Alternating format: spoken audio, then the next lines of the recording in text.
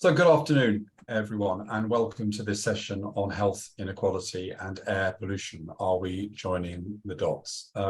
We're delighted to see so many people wanting to be part of this really important conversation. I'm Matthew Taylor, I'm Chief Executive of the NHS Confederation, and I'll be chairing our conversation. But we've got some really fantastic people who will be doing presentations to us. And also we're going to ensure there's a decent amount of time for you to work in groups, looking at some of the practical challenges and next steps that we need to take on this journey. So we've got around 90 minutes together, which is a good time.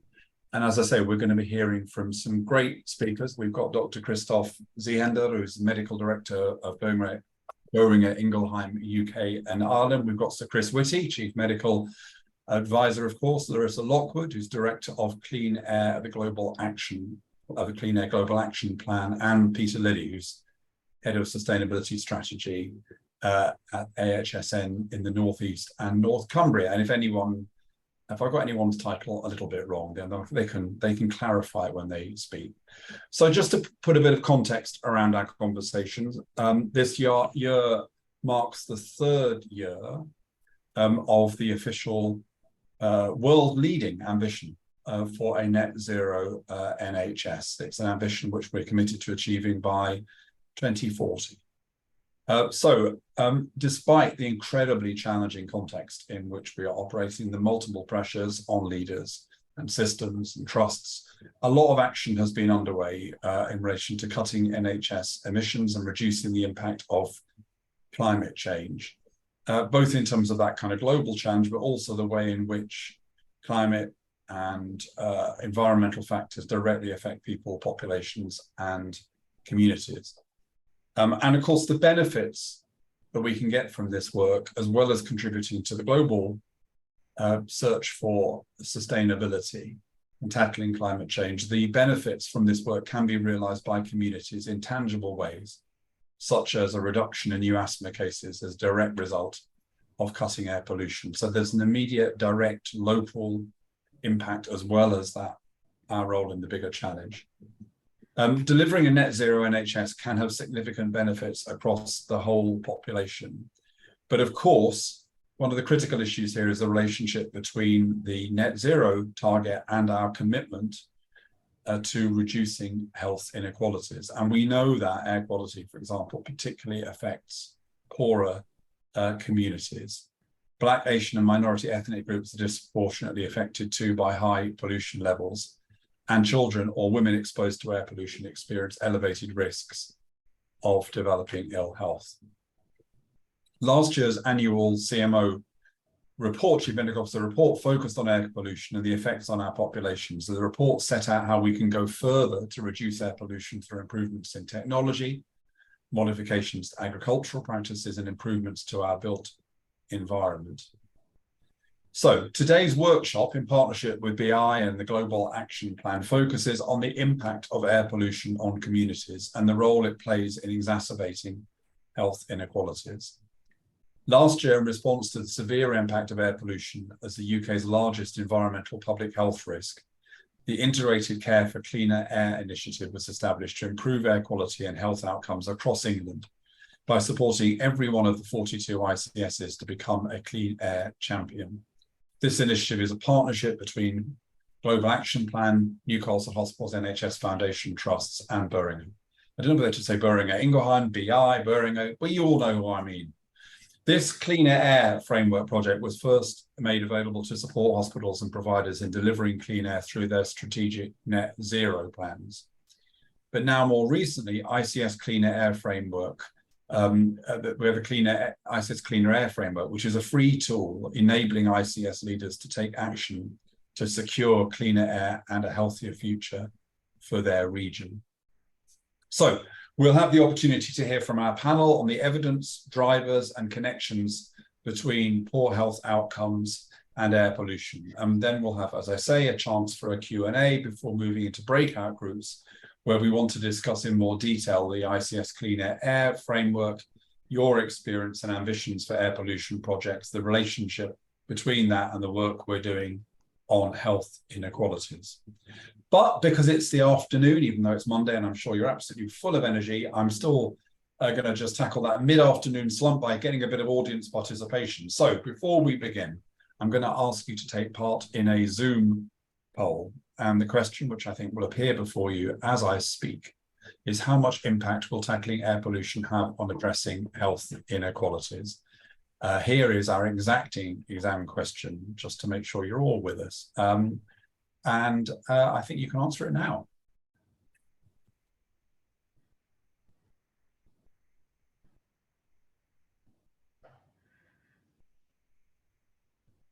And there we go. So 3/4 of you think it may have a lot of impact, 1/4 of you think it'll have some impact, and nobody at all thinks it's got no impact. Now, you are not a representative sample, but that is still good, emphasizes the importance that we are attaching to this subject. So thank you for that bit of audience participation. There'll be a lot more opportunities for you to participate very soon. So I've already told you who our speakers are going to be, but I will remind you as they speak in turn. And our first speaker is Dr. Christoph Ziender, who is Medical Director at Boehringer Ingelheim, UK and Ireland. And Christoph, I think you're going to give a background on BI's work in and research in air pollution and on our more general work together in this space. Over to you, Christoph. Thank you, Matthew. And firstly, I would like to thank you for hosting this session, but also to express our thanks on behalf of BI to NHS Confed for hosting this workshop on such an important topic. And thank you everyone for participating in this session.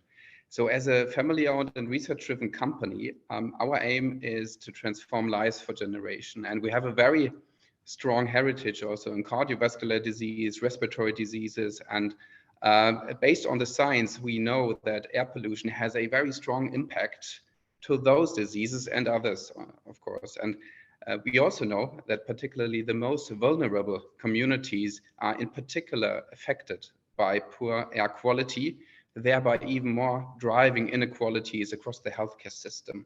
So we strongly believe there is an urgent action to take, and we are really happy to work together with you on this. So for the last 2 years, we've been working with our partners to tackle air pollution, and we have seen a growing body of evidence that this has a positive impact and will be able to protect the most vulnerable.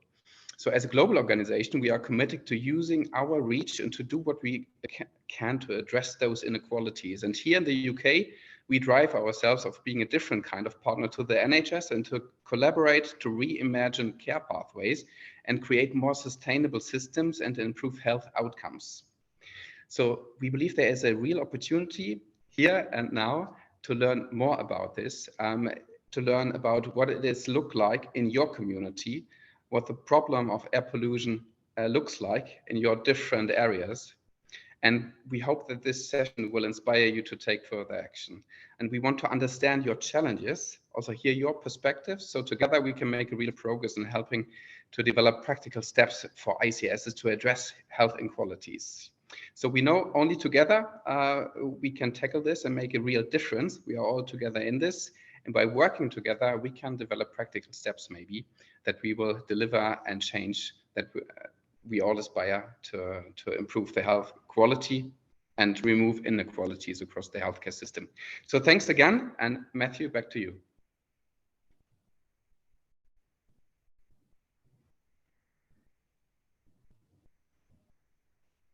Thanks, Christoph. That's fantastic. And now I'm delighted to welcome Sir Chris Whitty. We're very grateful to you, Chris, for finding time in your incredibly busy schedule. Of course, as everybody will know, you are Chief Medical Officer for England, the UK's government's Chief Medical Advisor and head of the public health profession. But you've also spoken on this topic and written on this topic, and we're delighted to hear from you. So as I say, thanks again for joining us, Chris, and over to you. Thanks very much, Matthew, and it's great to be with everybody. I'm going to just make what I suspect for this audience will be some relatively obvious points. If people are interested in details, I with colleagues wrote my annual report last year on air pollution. It's got a lot of detail within it, but just a few of the headlines that I think are relevant to this discussion. If you go to the next slide. As everyone knows, air pollution can cause effects right from pre-birth in pregnancy all the way through to the last points of old age. And it's the biggest environmental cause of ill health, probably over 20,000 deaths a year in the UK, but a lot of other people will have significant exacerbations of their existing health conditions. And this is the first way in which it has quite a big link to deprivation. Because people living in deprivation tend to get health conditions earlier anyway, the fact that they actually go on to be exposed to air pollution will further accelerate a process that is happening earlier in their lives than it would do if they were not living in deprivation. So that's the first major issue. The second thing to highlight is that I think most people are aware of the effects of air pollution on asthma, and I think the effects on the lungs are relatively logical. It's probably the second preventable cause of lung cancer after smoking way ahead, obviously, and COPD as well. But in fact, numerically, the biggest impact is in fact on cardiovascular disease, stroke and heart disease in the main, which of course are very heavily linked to deprivation, particularly early stroke and heart disease. Next slide, please. One of the reasons I think talking about air pollution is actually worthwhile is because you can do a lot about it. And in most of the major air pollutants, we've had quite a significant improvement since the 1970s. Virtually eliminated sulfur dioxide, which was a major issue, lead, which is a big problem causing damage to brains of children, particularly in areas of deprivation, and quite substantial reductions in nitrogen oxides and particulate matters, but those remain very major outdoor air pollutants. The one we've made really very little headway on is ammonia. In itself, not a major pollutant, but when it combines with other chemicals, it's a very significant one. And I'm making that point because if you're representing a rural area, ammonia production in the UK is significantly higher than it needs to be. Other countries have tackled this much more effectively than we have. Next slide, please. But of course, the reason why it is particularly linked to areas of deprivation is people living in deprivation tend to live in areas of conurbations near major transport routes and where other particulate matters concentrate. Just taking this example as Birmingham, could have chosen any major city in the UK, and you can see very easily picked out in red where the major roads are, and in yellow and light blue where the big risks are, and these tend to map onto areas of deprivation. But it's not altogether straightforward on this, and I think to be clear, it's actually often it's the two ends of the spectrum. People in the centre tend to be people living in areas of deprivation, and then particularly in cities like London, they can also be people who are living at the top end of the socioeconomic spectrum, and they both tend to be highly exposed. With the suburbs tending to have a lower exposure in general. Next slide, please. If we look both over the last 30 years and then project forward, there are two areas where we've really had significant success. The first is in industry. I haven't put data on that, but industrial reductions have been substantial. And in addition, the more polluting industries have, with a few exceptions that can't be moved, like construction, been moved out of cities and other areas of where people live, work or play. But the second one is vehicles, and this is important because air pollution, and this is a big difference with carbon and other carbon dioxide and other greenhouse gases. Air pollution, what really matters is it in places where people are actually living and working and having recreation, studying. If it's not, the impact is much less. Of course, with greenhouse gases, it doesn't matter where they're produced. The effects of them is the same, which is bad. So we've started by a series of engineering improvements. Vehicles have got steadily less polluting with time, and as older vehicles get moved off the roads and newer vehicles come onto the roads, we're therefore steadily seeing improvements even with the existing diesel and petrol fleet. And as we move over to the position where most, at least light vehicles, will be principally or fully electric, we will eliminate tailpipe emissions from vehicles. Heavy vehicles will take a bit longer. There's a but to that, which is that tyre wear will continue. In fact, it will possibly be slightly higher initially because current electric vehicles are slightly heavier, and there will still be some brake pollutions, but exhaust pollutions and therefore nitrogen oxides will largely go away as we make this transition. That's a kind of national policy issue. There are things local government can do to accelerate this, but that's the direction of travel for vehicles. Next slide, please. There are, however, quite large numbers of areas of the vehicles, and these tend to be in areas where local authorities and therefore ICBs and others have a big role to play. There are some bits that are left behind, ranging from things like rubbish trucks, which are very polluting vehicles in general, if they are diesel vehicles, refrigerated trucks, now quite widely used for distribution of to people's homes. Usually the truck itself is low polluting, but the refrigerating unit is high polluting. Trains idling in stations, if they're diesel trains, no real reason why that should happen. We allow it to continue to happen. It causes local, very high levels of pollution in places like Birmingham New Street or Clapham Junction or other major areas. So there remain a number of specialist areas where local authorities really can do a lot, I think, to improve the impact of air pollution from vehicles in their own areas. Next slide, please. And then within transport, the other big intervention is active transport. Of course, active transport is incredibly good for health in general, but reductions in air pollution are one of them.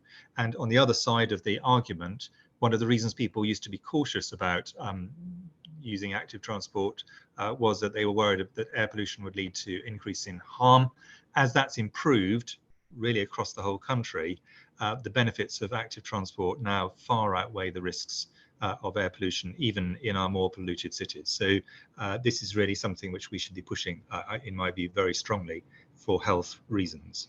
And people often say, well, it's difficult to get people to cycle in the UK. That wasn't the case in the 50s and 60s. We used to have a lot more cycling than we do at the moment. So essentially what we're saying is just go back to the future on this one. Next slide, please. It is, however, important that we, as health leaders, don't forget the fact that we are responsible for some of the significant air pollution that exists. The NHS runs the second largest vehicle fleet in the country after the Royal Mail. It has buildings which are often quite inefficient and are polluting. We use things like anaesthetic gases, which are themselves polluting, or various propulsants for inhalers and so on. So there's a lot we can do in our own area to improve our own contribution to air pollution and therefore improve air quality, and we should do so. And of course, people who are in hospital or in primary care are generally more vulnerable people for whom air pollution is going to be a bigger issue. Now, I want to just quickly go to one side on this, because I've talked largely so far about outdoor air pollution, and I think that we have, read the full report if you're interested in all the details, a real opportunity based on current technology and current evidence to take outdoor air pollution down a very long way from where we are now. Indoor air pollution, on the other hand, our understanding of the science of this is much more at the early stages. And since people spend about 80%, adults spend about 80% or more of their days indoors, indoor air pollution is now an increasingly large proportion of the problem. Not because it's getting greater, it's not, it's broadly static, but because outdoor air pollution has improved so much that now the contribution of indoor air pollution is much more relevant. Next slide, please. There's one particular thing which is getting worse. Most things are getting better, including, as I said, vehicles and industry, and that is wood burning. Wood burning now makes up about 17% of our particulate matter outdoors, more indoors in places that have got wood burners. There's a huge difference between older stoves and much more modern ones in terms of the air pollution they produce, and there's a very big difference between dry wood and wet wood. So there's a lot I think we can do to help educate people to reduce air pollution from wood burning, even if they wish to do so, usually for aesthetic reasons.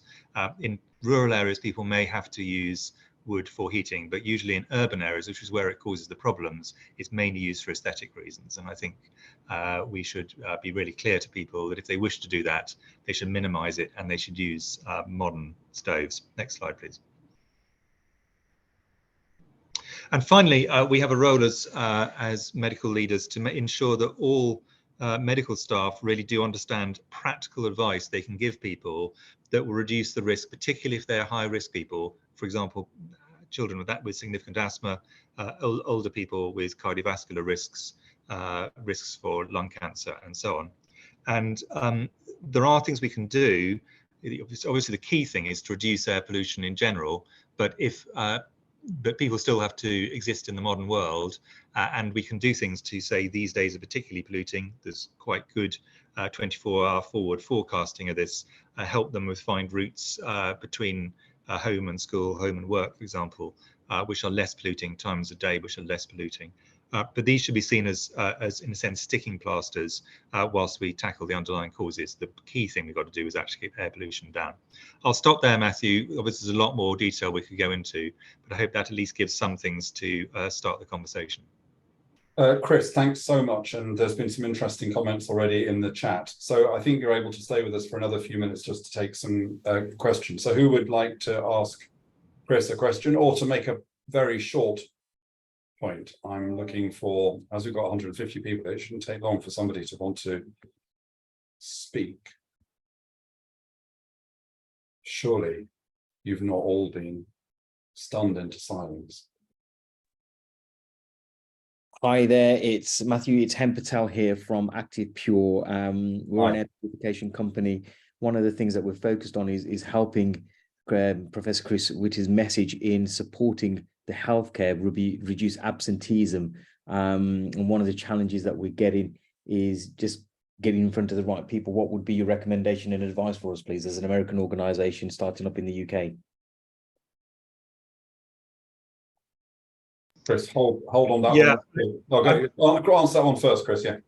Yeah, I'm probably not the best person to answer that, if I'm honest, but I think that, I mean, a lot of it is about making the evidential case for why particular approaches, particular products are going to work. And I think if you can do that, usually it should be possible to find ways into the market, but I'm probably not the right person to give advice on that issue. Thank you. Dave. Thanks. I think there were people before me, but I'll go. Sorry, for some reason I can't see. I might have to close the chat down to see everyone's name. But yeah, sorry. Go on. Thanks, Matthew, and thanks, Chris. That's it's good to see an influential leader kind of speaking out about these things. And that's my point. As a director in the ICB, passionate about the environment and the stuff that it can do. It still, I think, still remains in mid-order or down the pecking order, Chris, in terms of the importance when you've got ambulances stacked up on forecourts and various other things. And there's no comment on that. I think everyone's got a difficult job in the NHS. How do we get some bravery into the ICBs, into leadership in general in the NHS? Because it still feels like we're doing. There's a lot of people on this call, by the way, do some fantastic stuff, but it's not enough. We need scale. And I think if something's working in one ICB area, we shouldn't be so over kind of prissy and parochial about that. We should mandate, actually, and really press and push for that kind of bravery and to make it, to make a massive difference. And I will guarantee most people on this call will welcome that. We don't always like mandates, but when it's something as precious as our planet and our future for our children, I think it's something that we need to be really, really brave on. And therefore, the funding and other things will follow, Chris. So I do thank you for that. And I think it is about leadership, this, and we need it. We do need those brave mavericks, if you will, at this point to get this really over the line. Thank you. Thanks, Dave. I'll take a couple more comments, Chris, and then I'll come back to you for some closing comments. So I think for some reason I can't really see, but I've seen that I can see Naomi's hand. I'm having to scroll backwards and forwards for all the names. So Naomi, I'll take you and then I'll see who else I can find. Naomi?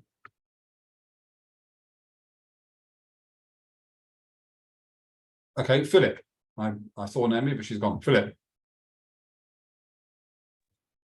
Thanks. Just a couple of points. One thing is, as we're spending 93% of our time in a built environment, a lot of the work on air quality has to be built within the built environment. So this is a outside of the NHS action, really, on people who construct, engineer, and use advanced engineering to build houses, public places, spaces of work. So the bit that we're working on with a number of our registered state landlords in deprived areas is see if we can build it with all the innovation in there for £1,500 per square metre, which is the reference standard for building a building, basically. Because if you can do that and make it part of the ambient technology in the house, then automatically you're going to get improvements in indoor air quality. And I think indoor air quality is even more important than outdoor air quality, just for the amount of time people are spending indoors. So there's a whole range of work that we're doing. And one of the things that I said is, at the beginning, it'd be really good to share the work that's ongoing, because part of this work can be shared across the UK quite easily. We're not precious about it. And if it's linked to legislation, as I mentioned, there's Lord Chris' bill at the moment on Healthy Homes Bill, which has got air quality in there. And Wales has got a series of Air Quality Acts and a Wellbeing Future Generation Act. It puts a legal position as well as a deployment and ability to do something position on the map for engineers and constructors to start building like this from houses, communities and neighbourhoods. So I think that's possibly the most federated way of tackling a problem like air quality. Thanks, Philip. I think, Nathan, I might have renamed you Naomi, so I apologise for that. So we're going to hear from Nathan and then Scarlett and then back to you, Chris. Thank you very much. I was just wondering, so many NHS trusts now have sustainability directors and teams, which is fantastic. But often there's no budget allocated to these teams to actually innovate and pursue improvements. And this leads to quite slow progress and frustration within the teams. Is there anything being done to address this lack of resource allocation in due course as we progress with the agenda towards net zero? Thanks. And then finally, Scarlett. Hi, I'm Scarlett Maloney here from the University of Suffolk. So with the movement more towards the electric cars and electric vehicles and therefore non-tailpipe pollution, currently a lot of fixed monitoring sites measure nitrogen dioxide, and in smaller cities or larger towns, we don't have any PM monitoring. So with the movement to the electric vehicles and therefore more particulate matter coming from non-tailpipe emissions, this is something that will be installed or considered. I'm sorry, Chris, I did say I'd bring you in, but Karen has popped up in the chat and wants to just share something about maternity, and we'll finish that. And sorry to Joe and other people who I didn't call. Hi, thank you so much for allowing me to speak. I'm Karen Josh. I'm a consultant obstetrician and gynecologist. I work at Imperial. I also work with the Global Maternal Health Project, and we launched about the Air Pollution and Pregnancy Project, and also the RCOG Race Equality Task Force. Really great to be to have this meeting which discusses inequalities. And the one thing I want to raise is very much when people think about air pollution, we're thinking a lot about respiratory illnesses and towards when people are older.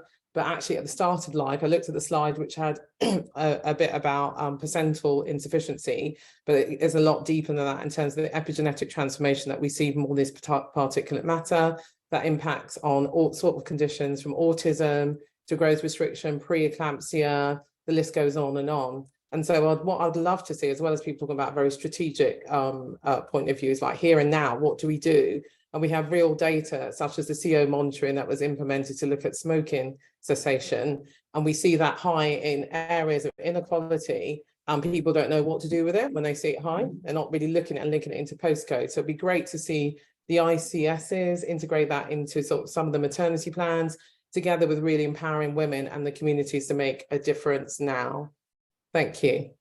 Thanks, Karen. Chris, a lot of ground to cover, but if you could just pick out key points there to respond to, it'd be great.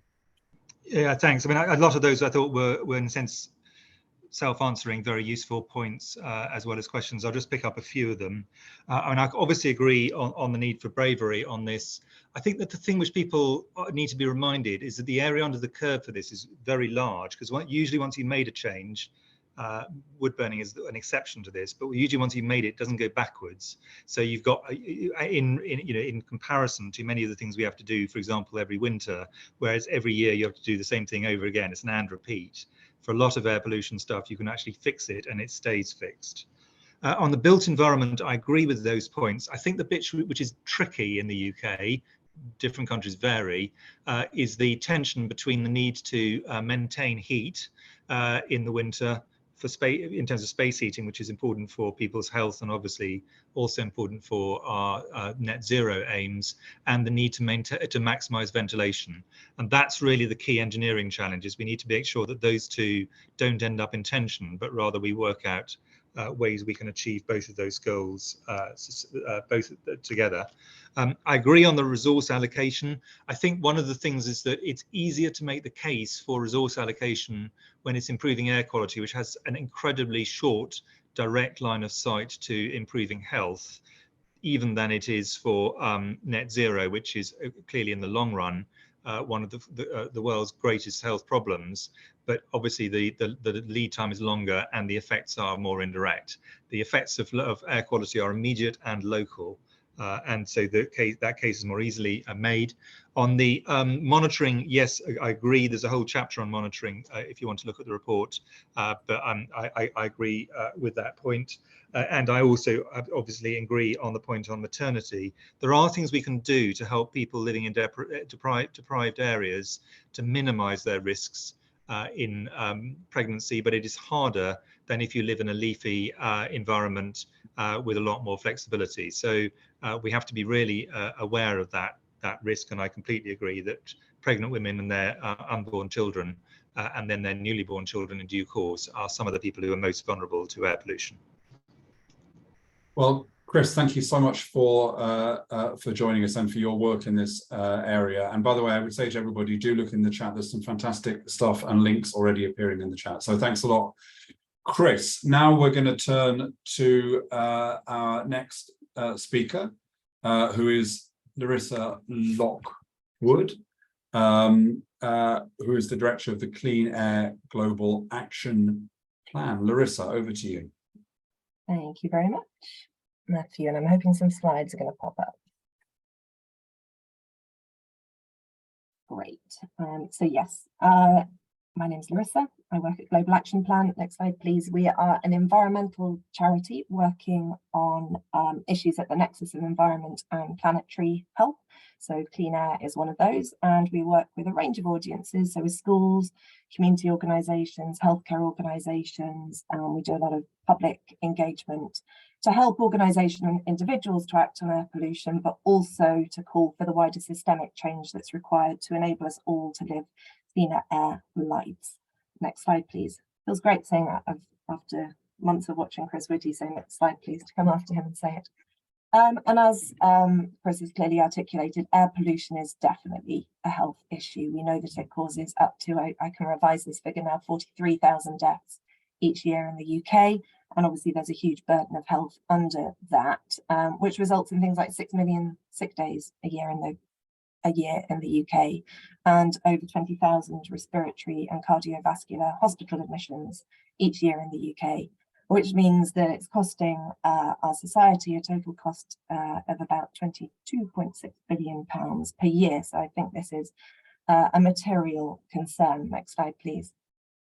And as mentioned, as well as being a problem, the solutions to air pollution are also offer health opportunities, because transport is one of the major sources of air pollution.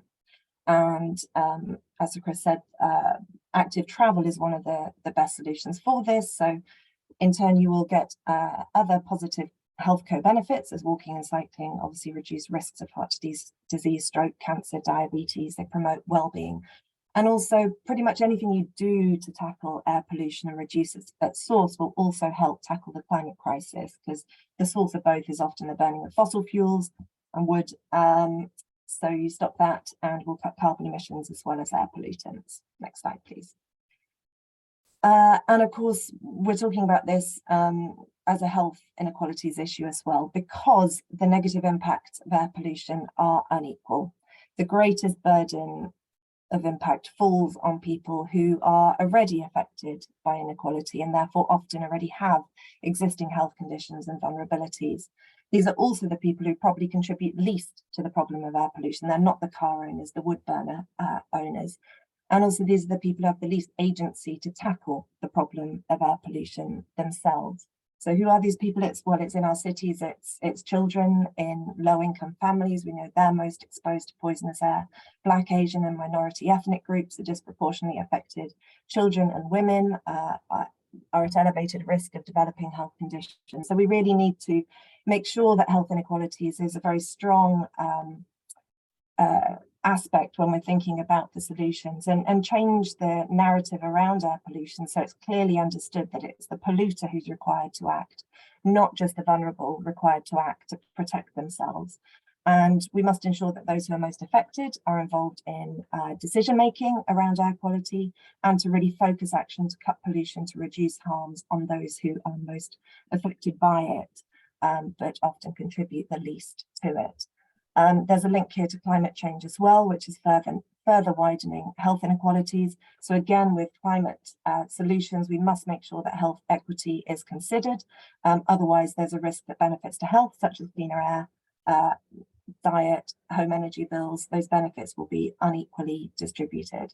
Next slide, please.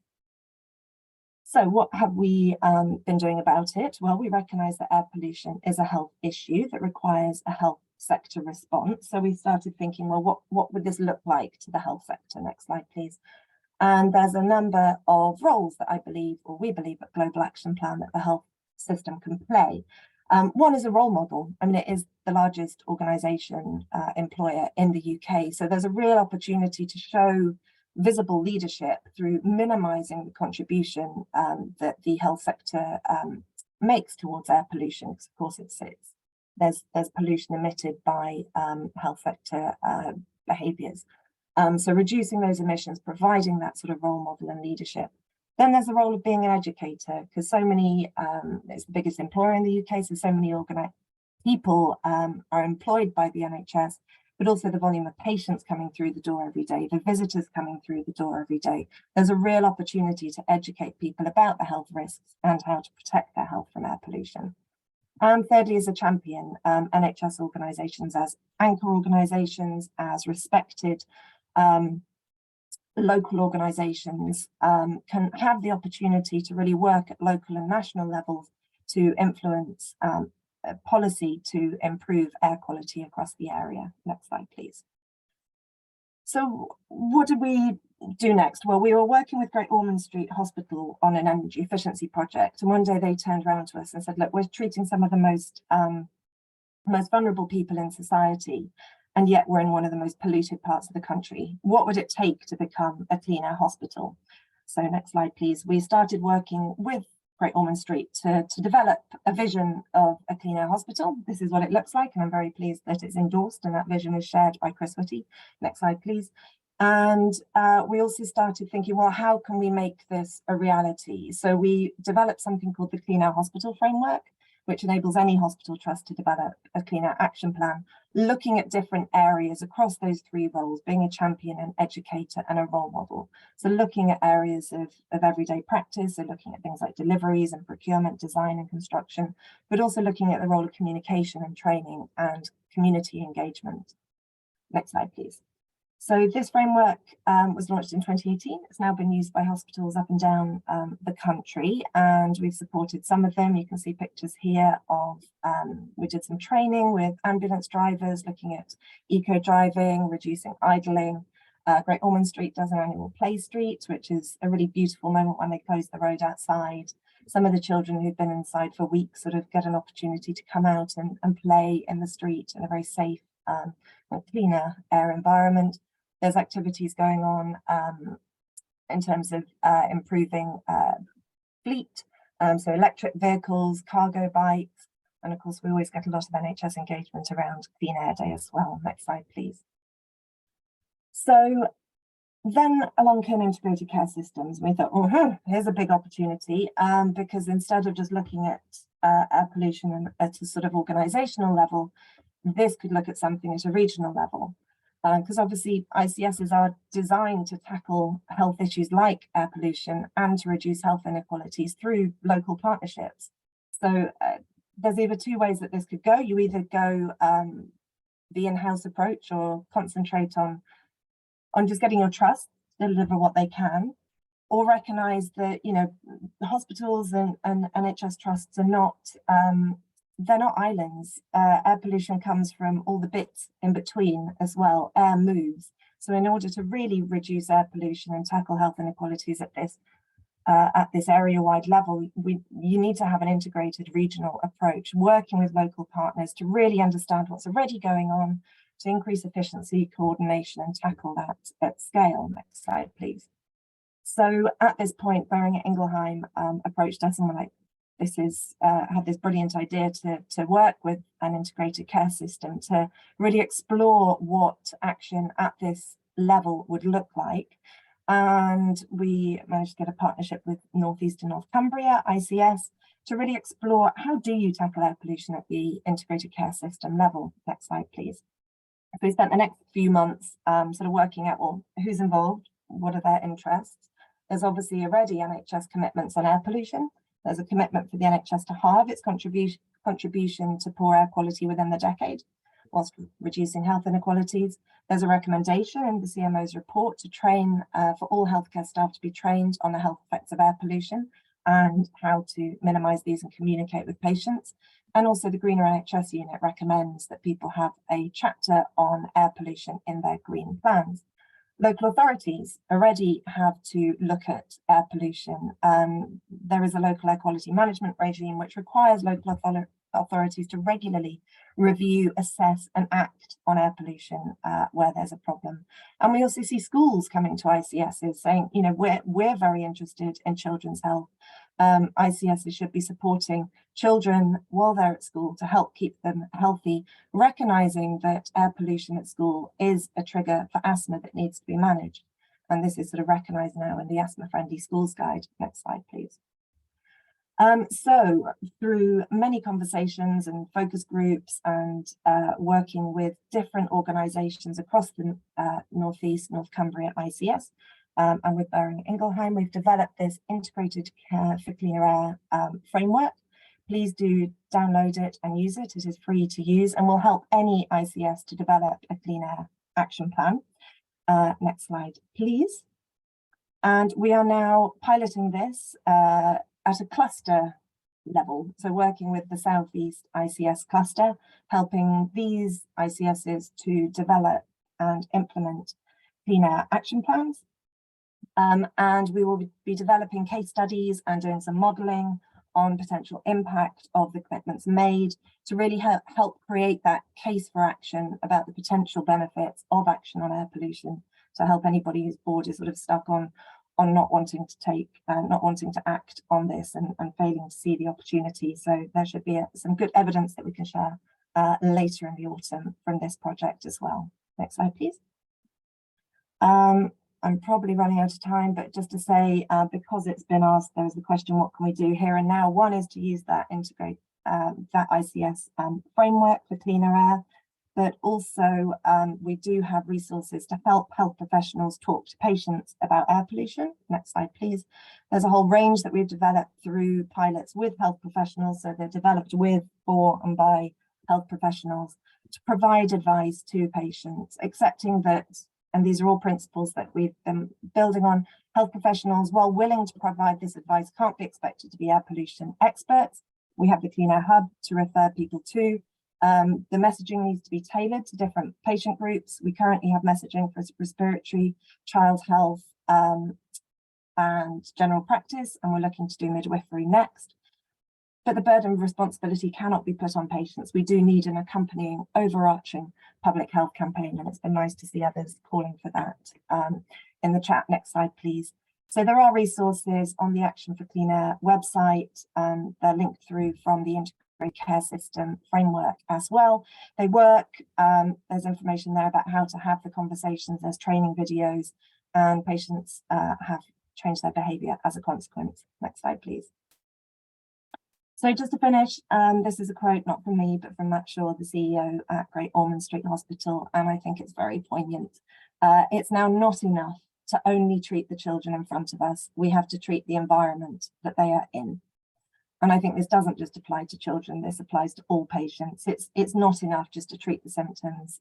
We have to treat the problems, and that one of them is air pollution. So please do all have a look at that framework. Please do all get involved and get in touch, because we're happy to help. Thank you. Great. Larissa, thank you so much. Okay, and now to our final speaker of the afternoon, before we give you an opportunity to work together in groups for a few minutes. And that's Peter Lilly, who leads on sustainability strategy for the AHSN in North East and North Cumbria. We've heard a lot about the North East and North Cumbria. So Peter, over to you. Thanks very much, Matthew. First slide, please, if we can. Lovely. So yeah, hi, my name is Pete Lilly, and really what I'd like to do is talk about how we, as an academic health science network, aligned clean air and the clean air agenda and aligned with the clean air framework for our business, and how we used it as our direction of travel. To kind of contextualize this a little bit and give you a bit of background on the academic health science network. We are the HSN for the North East and North Cumbria, and our role is supporting innovation in all its forms to improve population and health across the NHS, social care, and support economic growth. We work with the North East and North Cumbria integrated care systems and our member organisations, including the NHS trusts and universities across the North East and North Cumbria region. We help them identify and evaluate, adopt and disseminate transformative innovation. The HSN is keen to support the IACB, NENC, in its goal to achieve net zero ambitions by ensuring that environmental consideration and health inequalities are integral to its function, decision making, service delivery and resource allocation. We recognise that tackling the ecological and climate crisis presents major opportunities to improve the quality of life, health and well-being of citizens, as well as supporting the region both regional and national economy. As part of the national network of 15 HSNs, we collaborate to make nationally important innovation visible and accessible throughout the NHS. Next slide, please. So what was the purpose of our clean air agenda for our business, and how did we use it as a direction of travel? Well, it's particularly relevant to where we live in the North East, as the North East ranks lowest for life expectancy compared to other regions. According to the health profile for the North East England 2021 report, in 2020, the difference between the Southwest, the region with the highest life expectancy, in females was 2.9 years and in males was 3.2 years, disparities of which are associated with levels of area deprivation. Air pollution affects people's health and throughout their lives, including before birth and very young through to older adults. Exposure to air pollution indoors and outdoors over a long period of time reduces people's life expectancies, and there's clear evidence that air pollution contributes to the initiation and development of cardiovascular respiratory diseases that can cause lung cancer. Next slide, please.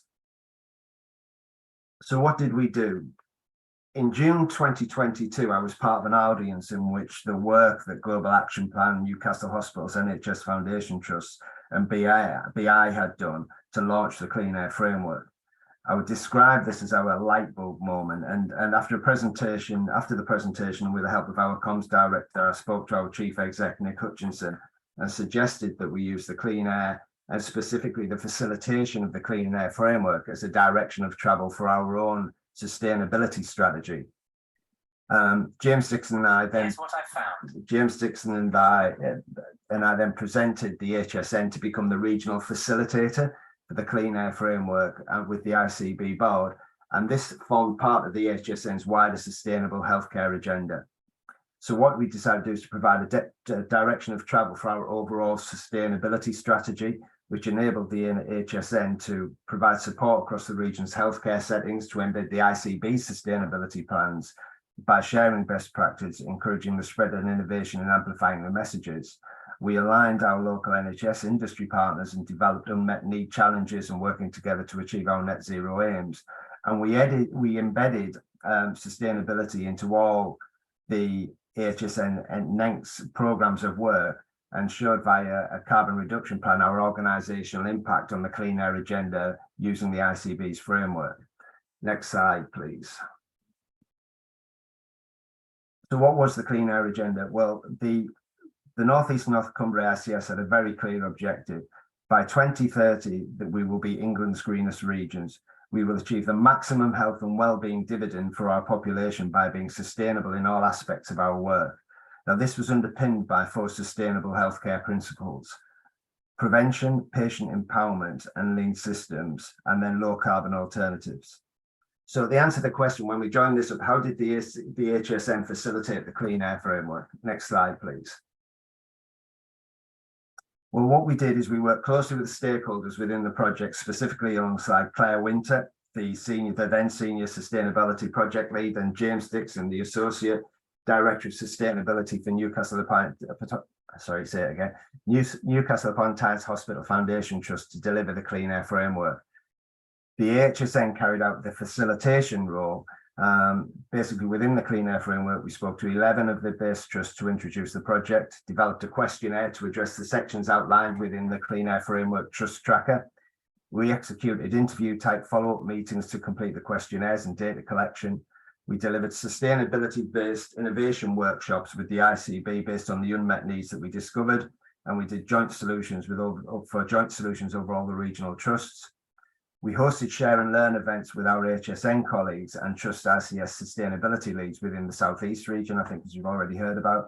And we held regular update meetings with the developers of the Clean Air Framework, Global Action Plan, and the local ICB, Greener NHS teams, and of course BI as well, to ensure that the information was disseminated across both regional and national information. Next slide, please. So what were the results? The HSN produced a report that outlines the work that has been done to understand the position of NHS trusts within the North East and North Cumbria on the road to net zero, with specific reference to air quality.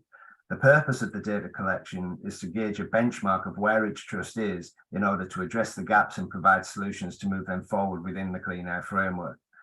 The key outcome from the data collection was to identify region-wide themes in order to provide collective solutions.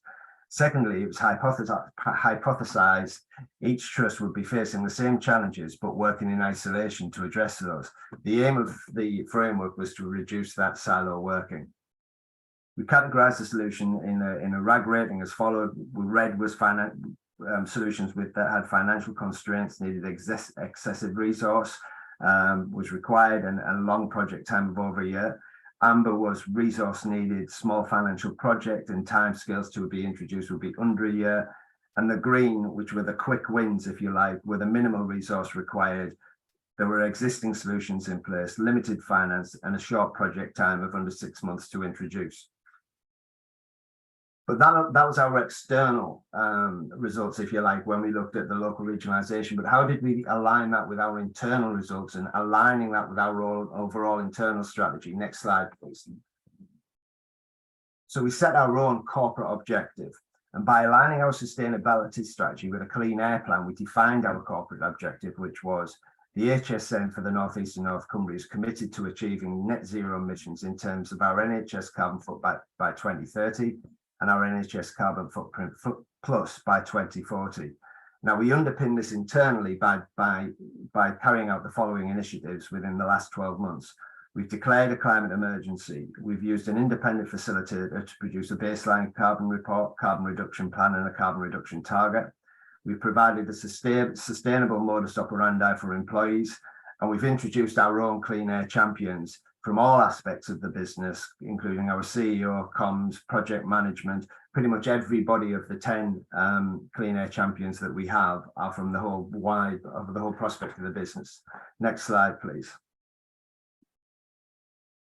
So what were the outcomes? Well, we raised awareness of the regional capabilities within the clean air agenda. We created a clean air sustainability as a direction of travel within the HSN North East and North Cumbria. We inform trusts and partners of the regional support available for new and existing solutions that can positively affect climate change. We fostered collaborations and partnerships between businesses, academia, and trusts to provide clean air solutions. And we contributed, we believe, to the ICB's goal of being the greenest region by 2030. I think to sum up, our alignment with the Clean Air Framework sparked a journey of kind of wider collaboration, corporate accountability and personal responsibility, and a drive to positively affect health inequalities. We are in a climate emergency, and it's imperative we have a joined up approach to the solutions moving forward. For us, this means shared learning coupled with individual accountability. You know, if one solution can be copied and cookie cut into a similar environment, saving time, money, and resource, and most importantly, reducing further environmental input and consequently reduce the health inequalities, then to us that has to be a good thing. Thanks very much. Peter, thanks. That was great. I mean, a huge amount there. Now I'm going to subvert the timetable because yours and Larissa's presentations were fantastic, but we would only have 2 or 3 minutes for Q&A. So I'm going to cut that out, and instead we'll go straight into our group conversations, if that's okay with everybody. So we are going to go into groups for around 15-20 minutes. There are facilitators in each of the groups. In a moment, you'll be asked manually, because we're going to have 3 groups. There's so many of you, we're going to have 5 groups. So in a second, you'll be asked manually to confirm that you're happy to go into your group. You'll be put in your group. And as I say, you'll get about 17 or 18 minutes to chat there with the facilitator. And then we'll have a very, very brief feedback at the end. So enjoy the conversations in the groups, and I'll see you in a few minutes.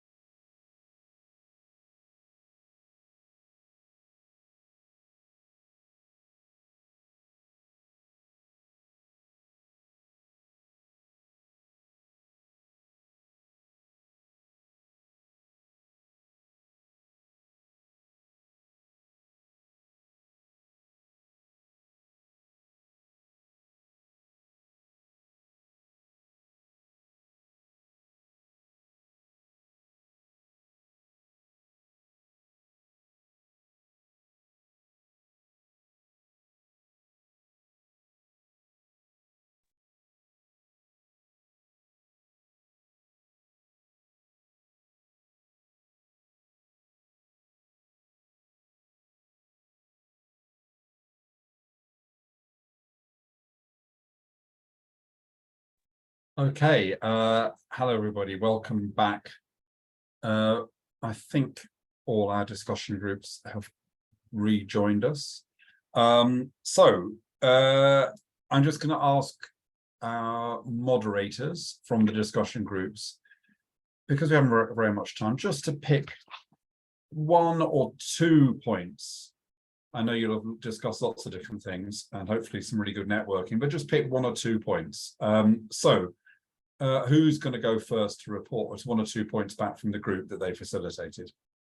I'm happy to, Matthew. We had a very passionate group, talked about the need for data collection, the need for evidence. It seems like there's lots going on, but it is in isolation, so the need for a more holistic approach. And I've encouraged my group and everyone else on the call to keep putting stuff in the chat if they do have thoughts and ideas, because we'll collate this into a report for everybody to move forward after this. But yeah, a really useful discussion from our side. Thank you, Jackie. So that's great. Who else would like to jump in? Yeah, sorry, I'll just go straight ahead. Yes, great. Thank you all. So I was with group 3 here, and we had some really excellent discussions as well. Part of it was really understanding that we all need to start somewhere. You know, instead of thinking of it as this single insurmountable problem, that it's a really long-term project in a lot of ways, but there are some quick wins to get started. And we're hearing from like a lot of different council groups and businesses, and really highlighting the need to join up the thinking and actually, you know, develop the groups and the connections between all of these people as well. Sharing and indeed pinching best practice is key.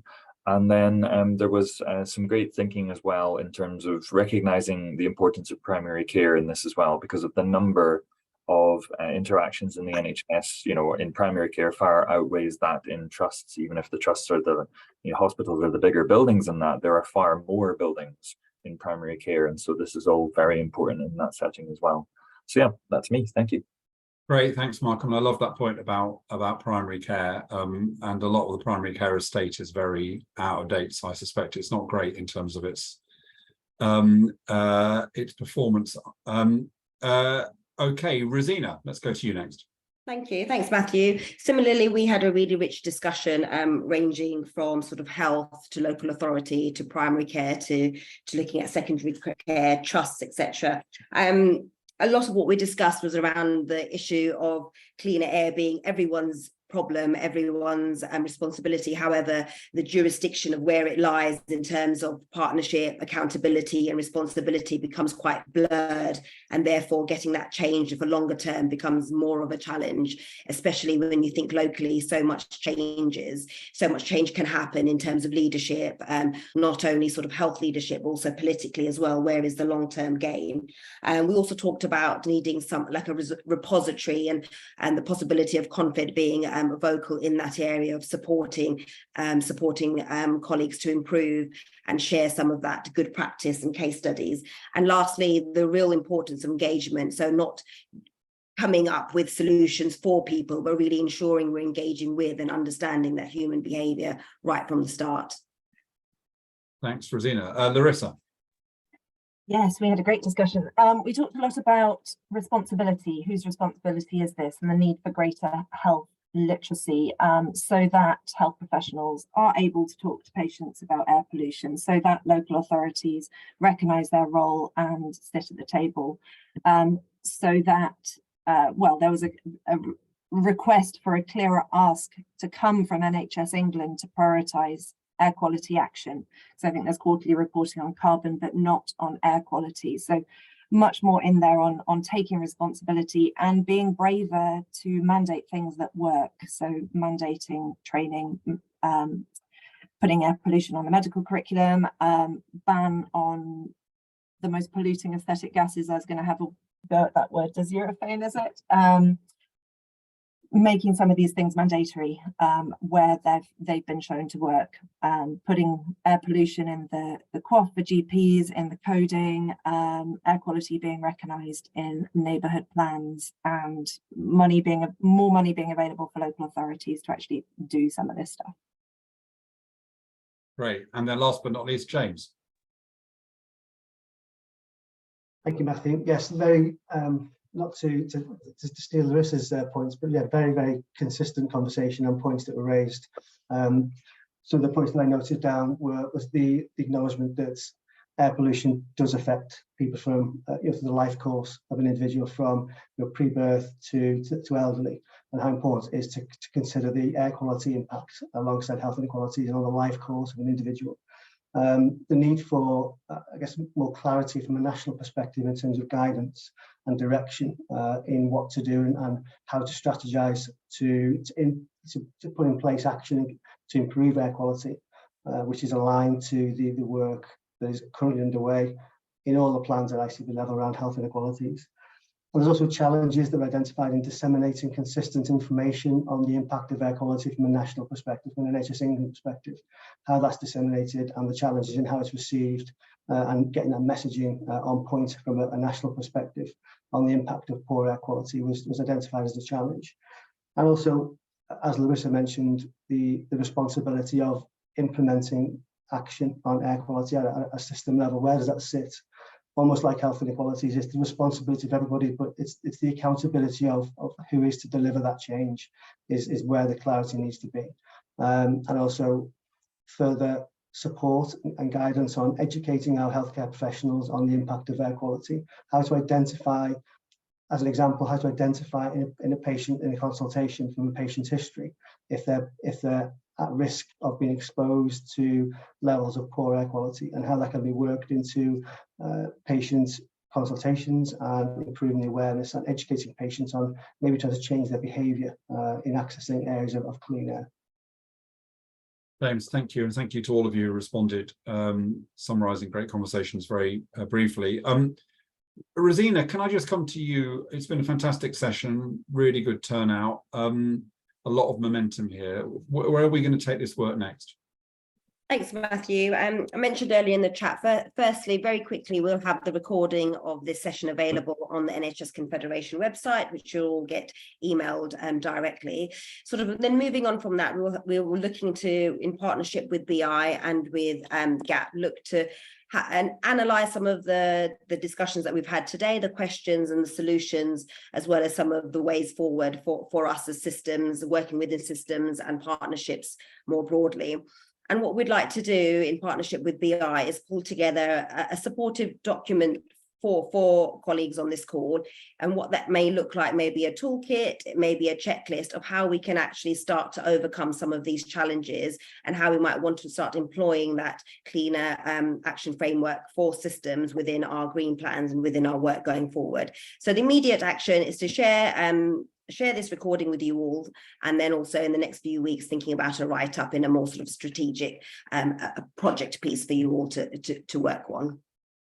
Thank you. And of course, also that we can bring this work to the attention of the ICS network. We, of course, all have all 42 ICSs as members, and also our growing work at Place, where I think this could be really useful conversation. And then the other forum, Rosina, I think it'd be useful to share this with, and I noticed that Hashim is here, is the forum we have of directors of public health and ICSs. That would be another place where we could perhaps share some of this.